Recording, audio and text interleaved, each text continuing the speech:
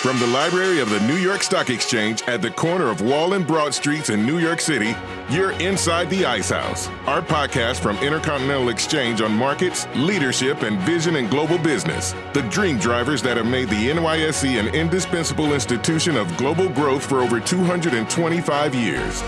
Each week, we feature stories of those who hatch plans, create jobs, and harness the engine of capitalism.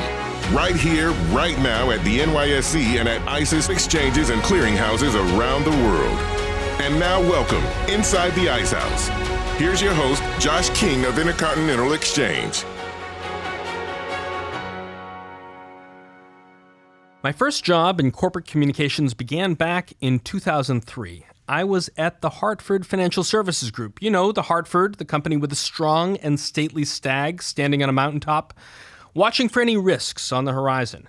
That company is now 210 years old, having successfully paid out claims following the Great New York Fire in 1835 and the catastrophic San Francisco earthquake in 1906. Fires and earthquakes, the kinds of disasters whose frequency and severity can be so precisely quantified and measured that they are, in fact, predictable enough to properly ascribe a premium to those insured so that risks can be pooled and claims can be paid out, and the insurer can still make money for its shareholders. Then, 2001, 9/11 happened, and terrorism became a new risk that insurers had to account for. At the Hartford and other major insurers like Travelers, we worked with the federal government to pass the Terrorism Risk Insurance Act, or TRIA, that has provided a backstop for the past 20 years so that if, God forbid, there is another event like 9/11, there's a game plan to deal with it.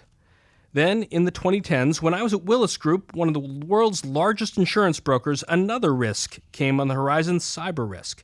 A company can properly assess what coverage it needs for earthquake or fire, or even a hurricane barreling up the eastern seaboard. But what about a computer virus or hackers taking out entire systems, or a breach of personally identifiable information across potentially millions of a company's customers?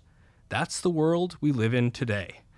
Back on episode 132, Intercontinental Exchange's Chief Information Security Officer, Jerry Perullo, talked about the unique technological risks that companies and governments face in this area. Jerry said one of the best defenses was simply communicating and collaborating with companies and law enforcement to share strategies, analyze new forms of attack, and together develop best practices. That's why Jerry was back at the New York Stock Exchange in February 2020 to speak at the Cyber, Prepare, Prevent, Mitigate, Restore Symposium, hosted by Travelers Institute, the public policy division of Travelers. That's NYSE ticker symbol TRV. The event brought together cybersecurity professionals from a number of companies, the New York Police Department, and the Federal Bureau of Investigation to help businesses, not just large public ones, prepare and respond to cyber threats. The invitation for Jerry came from our guest today, Travelers Institute President Joan Woodward, who's up here in New York from the nation's capital ahead of the event, and will also be ringing the opening bell tomorrow to highlight the Institute's 10th anniversary.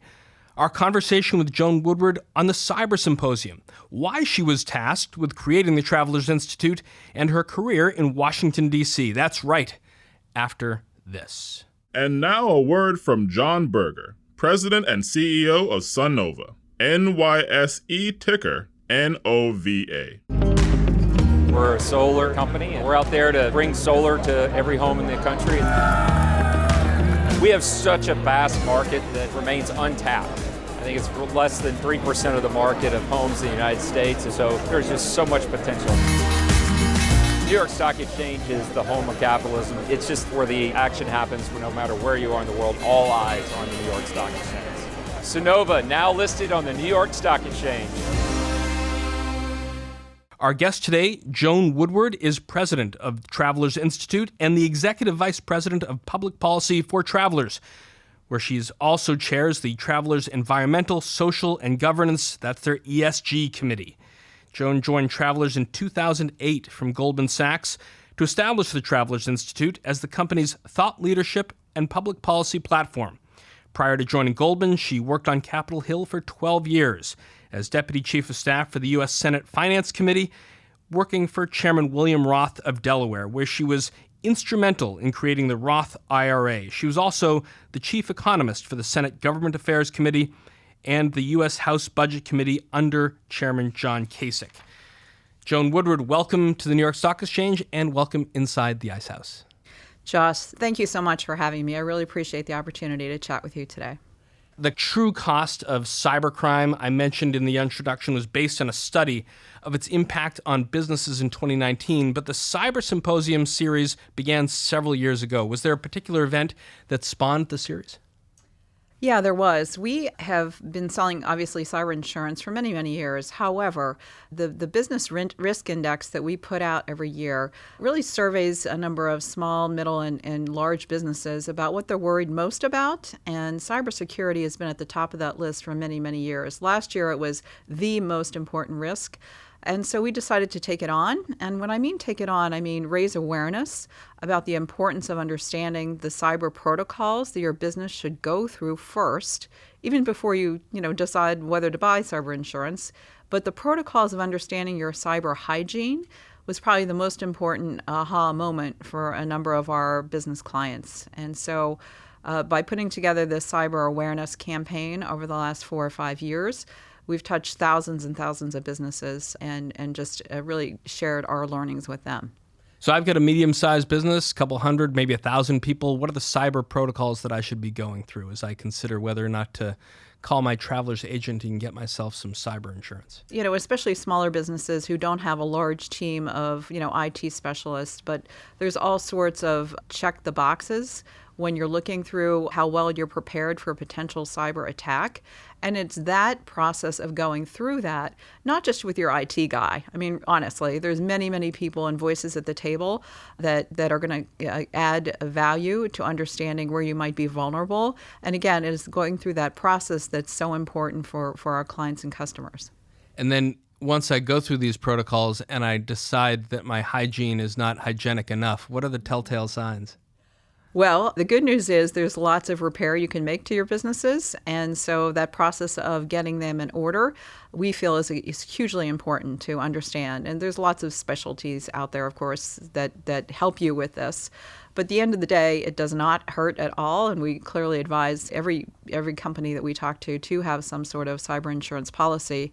These, ransomware attacks, the phishing emails, have just ramped up. And we've seen not only just bad actors in the United States, but around the world that are getting into even small businesses' systems. And so there's a lot to watch out for. So last week, President Trump gave us his remarks on the State of the Union. What would you say is the state of the union of the insurance industry on cyber issues? I think it's really in an excellent spot.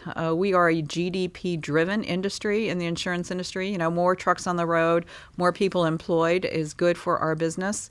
So the industry itself, I think, has come a long way. We've been insuring fires and floods and earthquakes, for hundreds and hundreds of years. We know how to write that risk.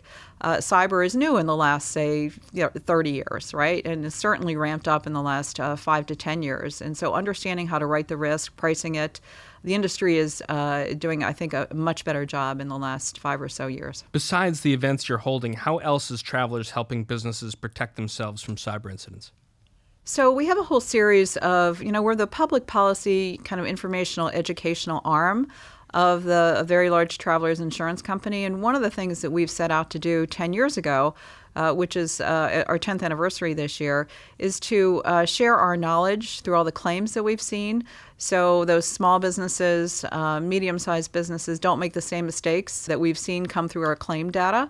And so the risk control department in our company is a very large one, right? And so we help alongside of our clients every single day understand their risk and mitigate their risk, which is why our cyber program is called prepare, prevent, restore, and mitigate. And those 4 dynamics make up our educational programming.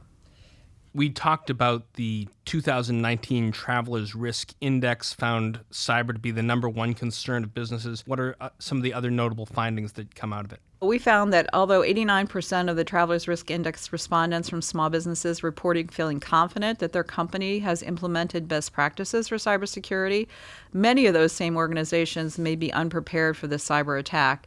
So our survey showed that just 27% of small business owners said they have a written business continuity plan.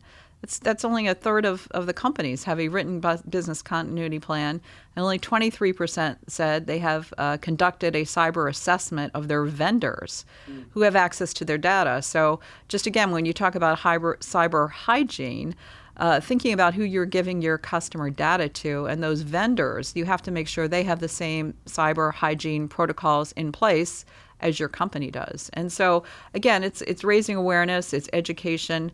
And so that's what we've set out to do. The take-up rate of cyber coverage was always an issue when I worked in the industry. So what are the conversations that are happening between the agents and the businesses about whether or not cyber coverage is something that they should add to their risk plan? Last year, there was an uptake rate, meaning 39% of respondents said they bought an insurance policy. And our this last survey we took, it's 51%. So that percentage has jumped dramatically.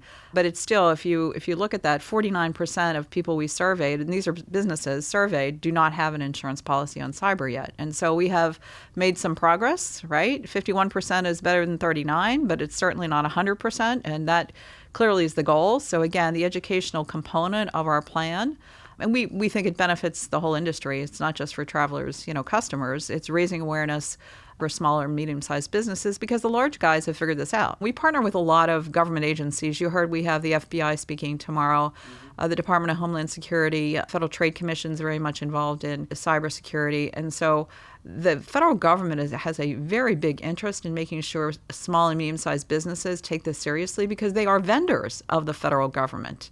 And so the federal government, as I just talked about vendors before, wants to make sure these contractors for the federal government have taken a serious look at their cyber protocols.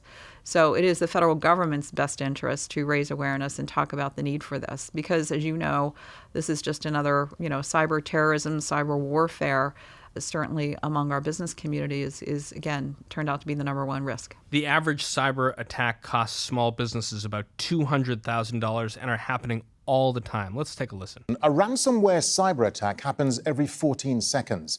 In the past year alone, there's been an 11% increase in security breaches by hackers. These growing figures show just how big a threat cybercrime has become. With security experts fighting the hackers, the cybercrime economy is growing so quickly, it's now making profits of $1.5 trillion each year. Do you feel like you're making headway with events like these and helping businesses prepare? We really do. We have a 4-step way for folks to manage a data breach, and so we talk about the safe way. And S is set the strategy, and then A is assess the breach. What is the extent of the breach? F is fix the problem immediately. And E is examine your systems. And, another thing to layer on top of these complicated issues for small and medium-sized businesses is your 50 states around the country have different protocols for identifying that personally identifiable information breach.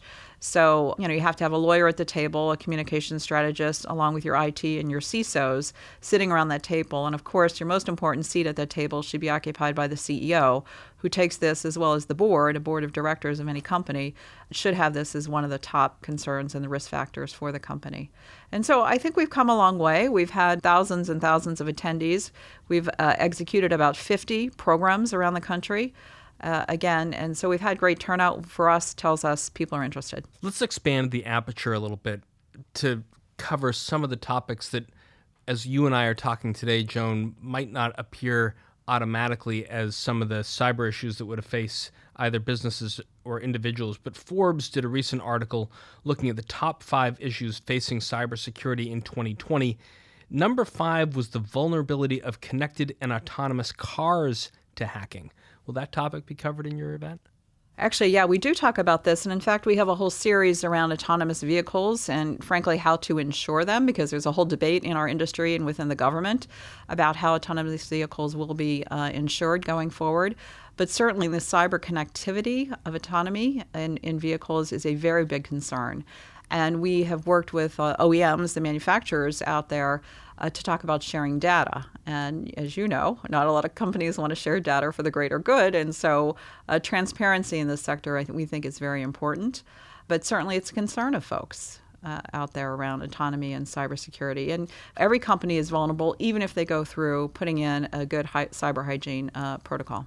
Staying with autonomous vehicles, let's say I call my insurance agent to say that I bought a new car and I need coverage. They want to know the year, the make, the model, where it's garaged, and how many miles I'm going to drive it in a year, mixed with my own driving record and accident history. From that information, the historical data drives the algorithm on coverage and premium. But what if the driver isn't actually driving the car?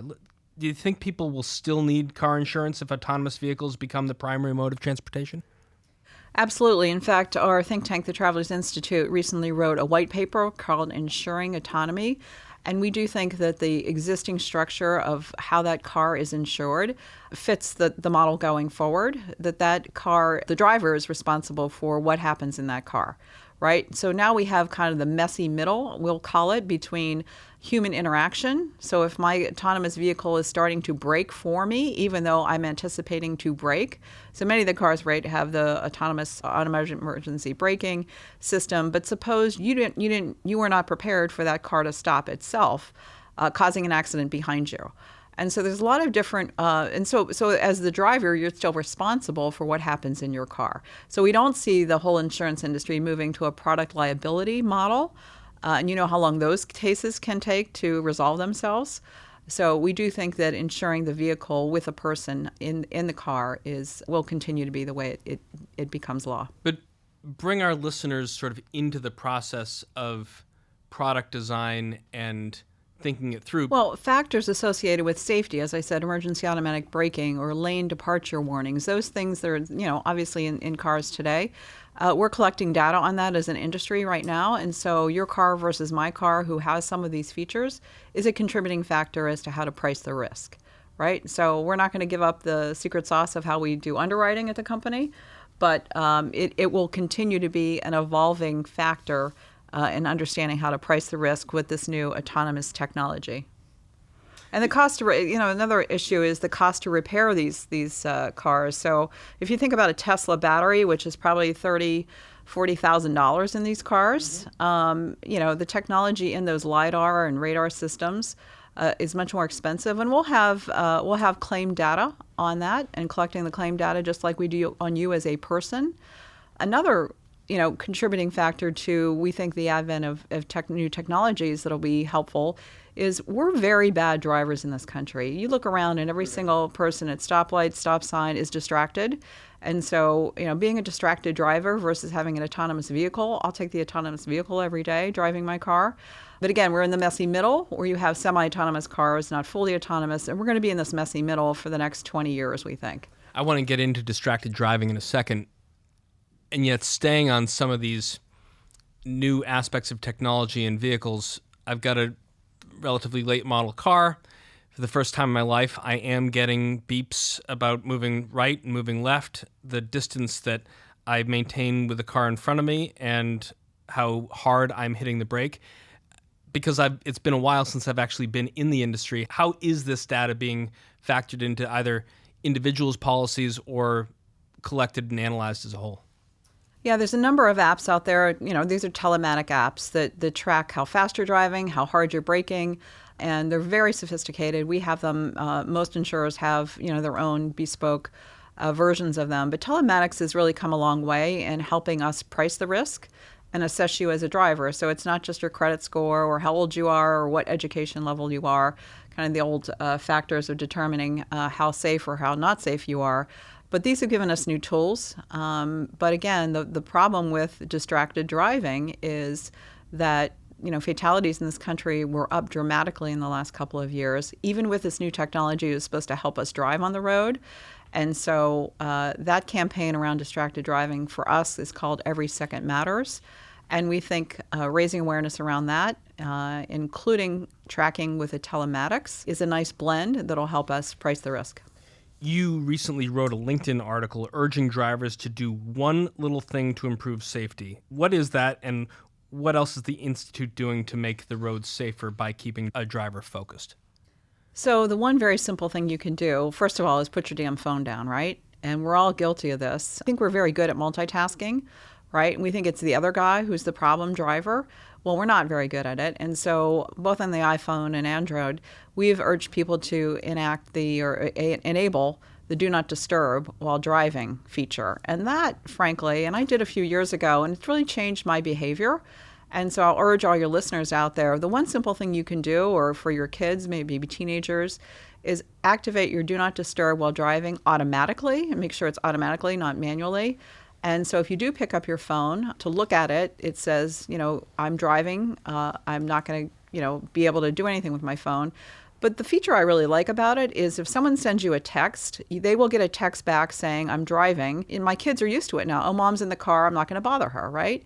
So it changes your whole mentality about that. And another thing I want to say on distracted driving is that it's not just, kind of picking up your phone. It's mental distraction. So a lot of people jump in their car and say, let me call you when I get in my car, right? So we think it's safe to do a conference call, long, complicated conference call while I'm driving. Hands-free is better than not hands-free, let's face it, but it's not ideal because your mind is off the road.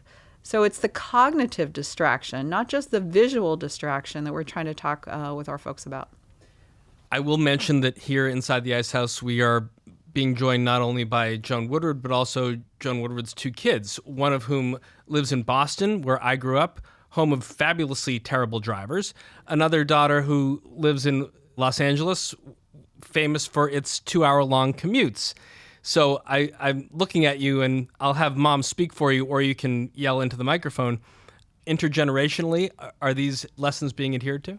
Well, they're my kids, so of course they're very compliant. But when it comes to texting and driving, I think they also want what millennials have done, and I think older people are less likely to do, is they speak up to their friends, right? So it's socially unacceptable in our day and age, right, to get in a car and having drank a few beers or a couple glasses of wine. So, 20, 30 years ago, we got rid of the notion that it's a acceptable social norm to do this.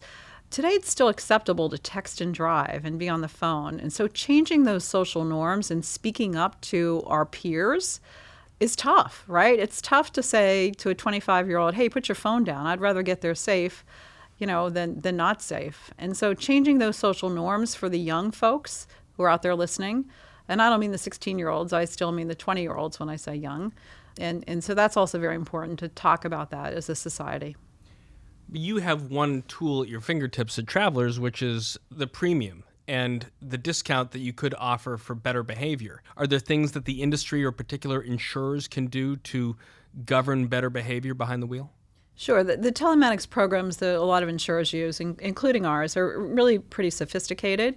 And so depending on the state you live in, because we are a state-regulated industry, some states allow us to give bonus dollars or premium credits or discounts if you're a better driver. Some states allow a penalty if you're a bad driver. So depending on what state you're living in, but the sophisticated nature of telematics has really helped us price the risk in the last several years.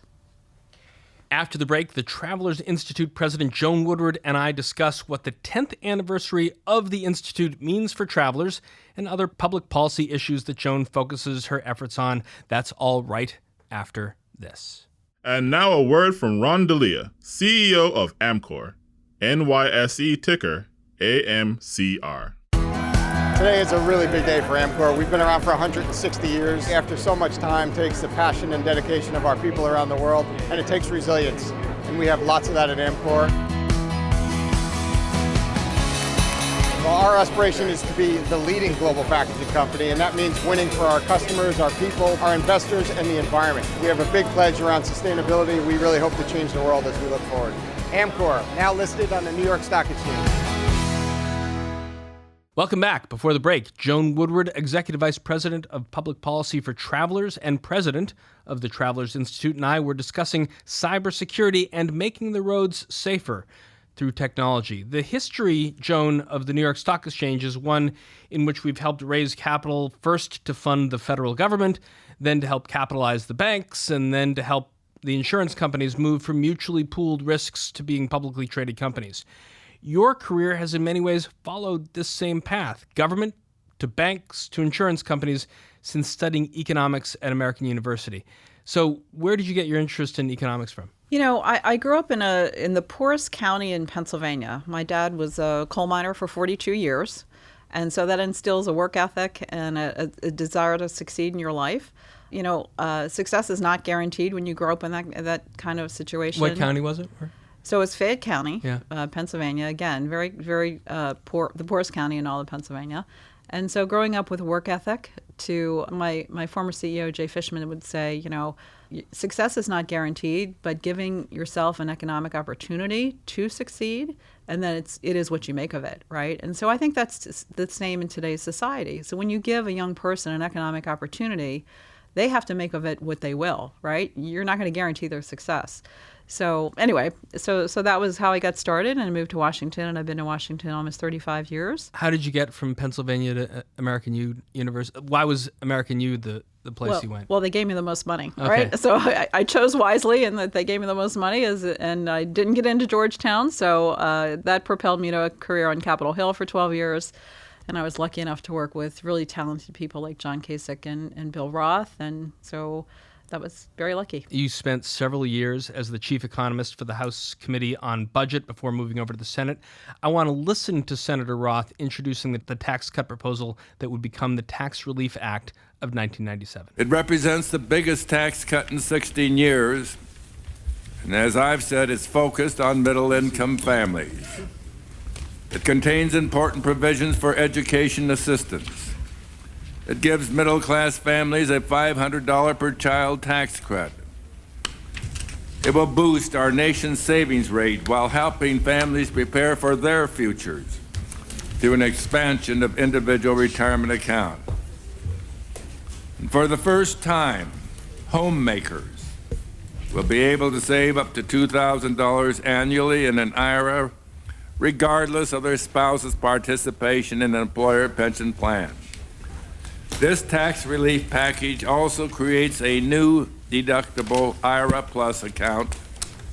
It lowers the capital gains tax, and it provides relief from death taxes. C-SPAN is awesome, isn't it? Yes, it is. Good for you guys finding that clip.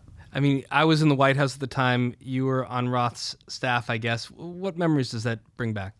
Those are great memories. Being a young person, having the ability to impact policy, even when sometimes you don't know what that's going to turn out to look like. And then, going with your senator who's, the Roth IRA.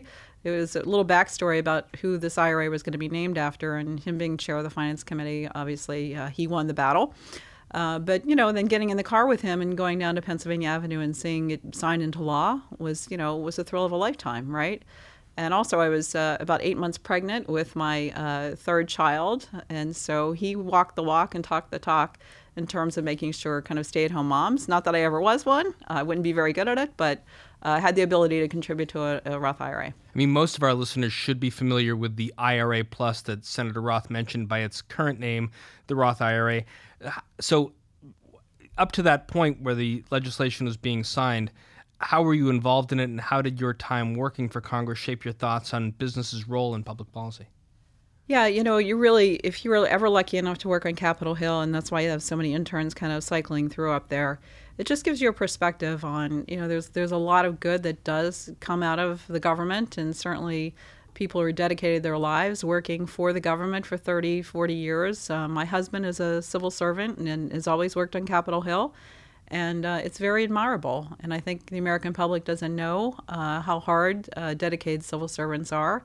And the discourse in the United States is unfortunately not helpful towards that. But there's a lot of good that is done there. But I will say, however, just being in the private sector for the last 24 years, after my time in government, wow, that's making me sound very old, sorry. But being in the private sector, there's a lot of added value that the industry can provide the government in terms of information about how it works, because most policymakers have never worked in the private sector. And so we have a role to play. We have a business opportunity to explain and inform policymakers. And frankly, that's why our think tank was set up at the Travelers Institute, to ensure that policymakers understand how these industries work and to try to help them write good policy. I'm not talking about lobbying. I'm talking about an information and educational exchange. You joined Travelers following your time with Goldman Sachs to start the Travelers Institute in 2008. Bring us back to 2008. What were the circumstances that brought you to Travelers, and what stood out about this particular opportunity? So again, a little bit of personal life sprinkled in here because we can't, divorce our personal lives from our business world. And the fact for me was I spent almost 10 years at Goldman Sachs. I had a global job. And as a woman with 4 kids, having a global job and being stuck in London, frankly, when 9/11 happened for 2 weeks, or being in Singapore or India, just traveling the world, which was great for me in my career. But I did have 4 kids at home, and so Travelers looked incredibly attractive, being a mostly domestic company. And the CEO and vice chairman, now CEO, Alan Schnitzer, just gave me this tremendous opportunity to build something. And anytime someone gives you an opportunity to build something from scratch, it's very exciting. The bell ringing tomorrow is in celebration of this 10-year trajectory, Travelers Institute's 10th anniversary of its founding. What were some of the lessons and experiences you gained early on to help you shape the organization as it stands today? So I think being an honest broker of information to help, as I just said, policymakers, regulators understand our industry, because a lot of them have not been in our industry, and a lot of them have other things to worry about, like the defense budget, the energy crisis, what's going on in the world geopolitically. And so adding value to what's happening in our industry for policymakers and regulators is kind of the number one goal of the Institute, to be an honest broker and sharing information. But I did learn a lot of lessons when Goldman Sachs, I ran their think tank, their Global Markets Institute. I did learn a lot of lessons there in terms of, everybody wants the same thing in this world. We want a good job, right? We want to have economic opportunity. And so, again, being in the banking industry or the insurance industry, we provide the financial services to make all that happen. And so not forgetting those simple basics in our sectors. I mean, what have we talked about today? We've talked about cyber. We've talked about distracted driving. We mentioned a little bit TRIA at the beginning. Travelers' business touches countless number of public policy issues. How do you at the Institute determine what to spend your time and efforts on? Yeah, it really does bubble up from our business units. And again, there's competing interest of what issues we're going to take on. But we decided very early on to take on a few and do them very well. And so the laundry list of, you mentioned the cyber, the distracted driving, we had a very big program around disaster preparedness and promoting resilience in communities. Disaster preparedness, whether you're in hurricane zone, tornado, and certainly wildfire. In the last several years, we had a number of symposiums focused on wildfire. We also talk a lot about the coastal challenges and the challenges for people living near the water. 50% of our U.S. population lives within 50 miles of a coastline. Yep. 50%. And so the affordability and availability of insurance for coastal residents is really important. So we try to shed some light on that. And then also we kind of took a step back and did a macroeconomic project about 5 years ago focused on the American debt crisis. And so we produced a documentary with PBS. It's called Overdraft. You can still go on YouTube and look at that. Again, talking about the economic opportunity in America and what the debt crisis could have an impact on. You also, in addition to your work at the Institute, chair Travelers' ESG committee. Does that directly tie into the work of the Institute, and how does the Institute support the larger ESG strategy for Travelers?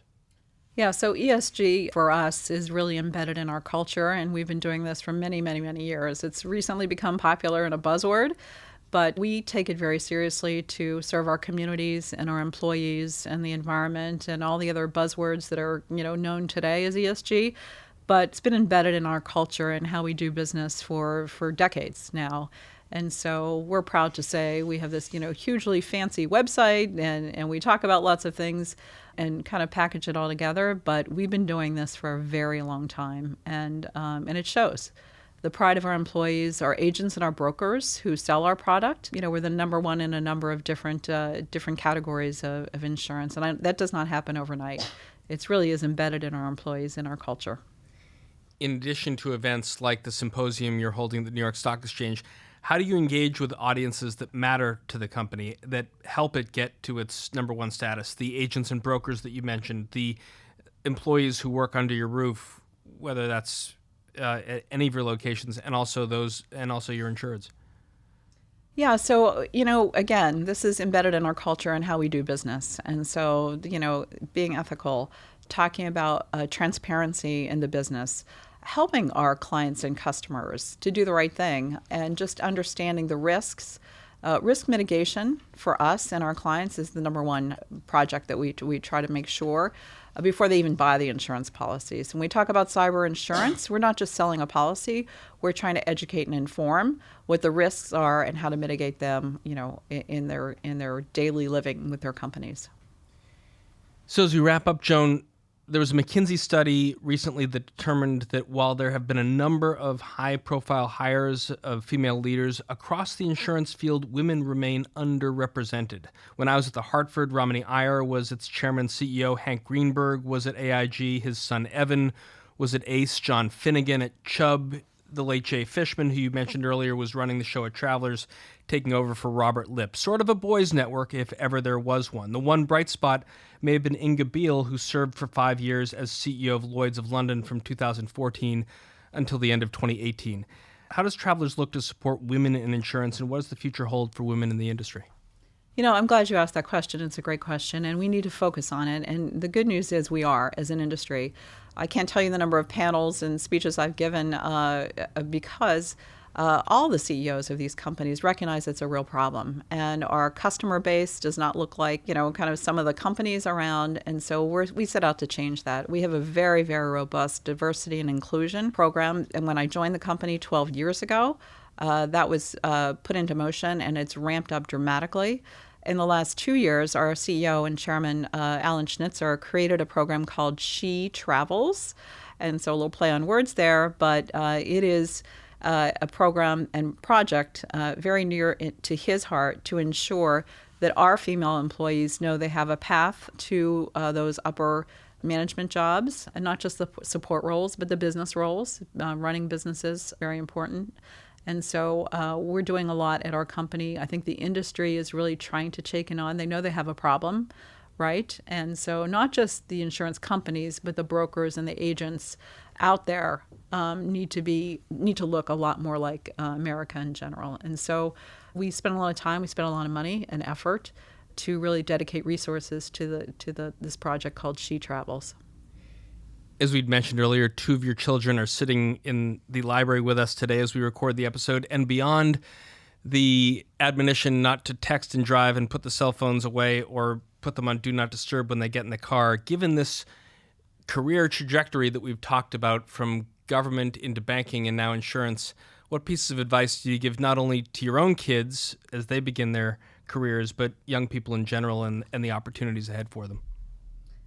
Well, that's a trick question. I think if you ask them, it was, setting the stage for them to succeed on their own. We want to give, I think, our kids and our employees, especially the young employees that I have on my team, we want to set the stage so they can not only survive in their jobs, but to thrive, right? And I use this a lot in my house as I kind of put my palm out and say, this is your life, right? This is your life. You need to make it, make it what you want to make it. I can't make it for you.